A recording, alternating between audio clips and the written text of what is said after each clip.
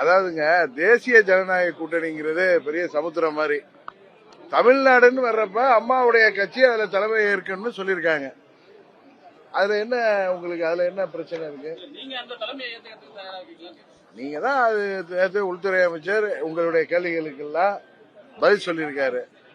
நாங்கள் எல்லாம் தமிழ்நாட்டில் திமுக என்கிற தீய சக்தியை வீழ்த்த வேண்டும் என்கிற புரட்சி தலைவர் இதய தெய்வம் அம்மா அவர்கள் வழியில் வந்தவர்கள், அவர்களின் கொள்கைகளை தாங்கிச் செல்பவர்கள். தீய சக்தி திமுகவை வீழ்த்த வேண்டும் என்பதற்காகவும் இந்தியாவின் பிரதமர் மோடி அவர்களின் களத்தை வலுப்படுத்துவதற்காகவும் அவருடைய அணியில் இருக்கோம். இன்னும் சொல்ல போனா பாரத பிரதமர் மோடி அவர்களின் அணியில நாங்க இருக்கோம். அதனால திமுகவை வீழ்த்த வேண்டும் என்கிற ஒரே குறிக்கோளோடு செயல்படுகிறோம். உங்களுக்கு எல்லாம் நல்லா ஞாபகம் இருக்கும், 21 சட்டமன்ற பொதுத் தேர்தல் அப்பய மத்திய உள்துறை அமைச்சர் திரு அமித்ஷா அவர்கள் அப்பொழுது முதலமைச்சராக இருந்த பழனிசாமி அவர்களிடம் என்ன பேசினார் என்பதை நண்பர் OPS அவர்களும் வைத்திலிங்கம் அவர்களும் வெளிப்படையாக சொன்னாங்க.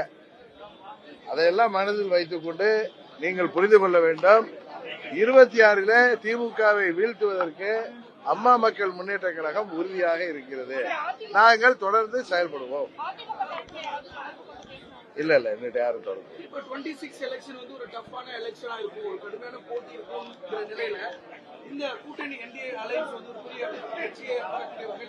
இல்ல தேசிய ஜனநாயக கூட்டணியில அங்க வைக்க போகின்ற கட்சிகள் அனைவரும் திமுகவை வீழ்த்த வேண்டும் என்கிற ஒரே நோக்கத்தோடு சுயநலத்தை எல்லாம் விட்டு செயல்படுகின்ற பட்சத்தில் உறுதியாக இந்த திமுக ஆட்சியை வீழ்த்த முடியும் என்பதுதான் எனது 30 ஆண்டு அனுபவத்தில் சொல்றேன்.